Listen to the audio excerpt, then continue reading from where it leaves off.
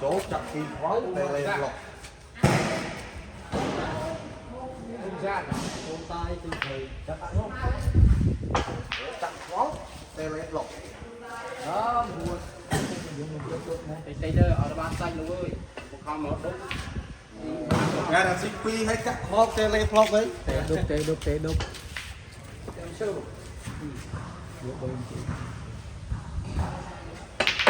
trôi khám việt trôi chỗ bơi việt trôi bùa hao thì buồn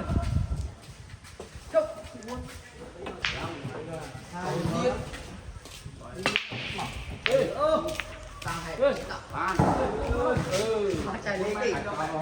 chạy lên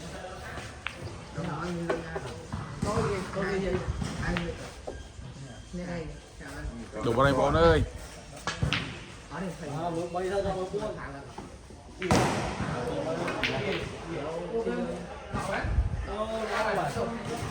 Đủ bao nhiêu bọn chơi đi.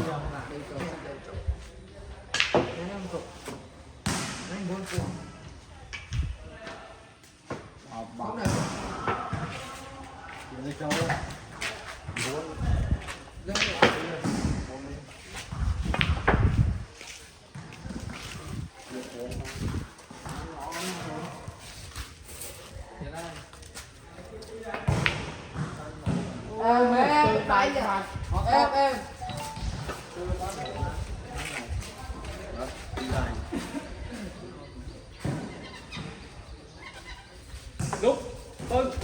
rồi mà đục múc camera này khó rồi không chụp sân đẹp cái gì Cái to mà được. Dạ phải đi đục.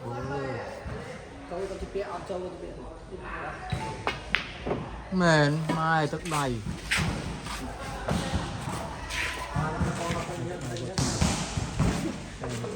nó đi đi ơi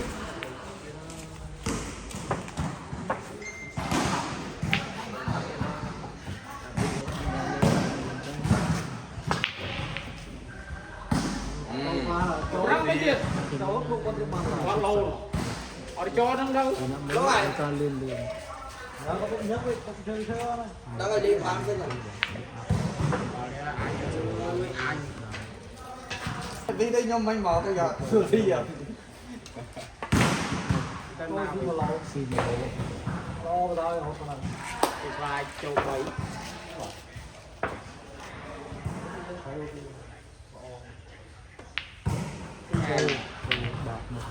đợt bố nó nè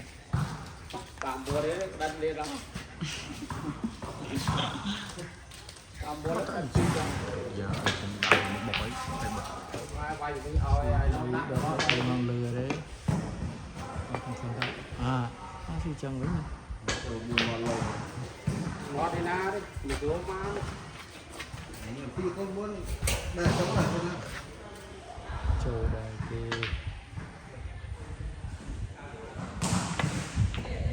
hỏi đi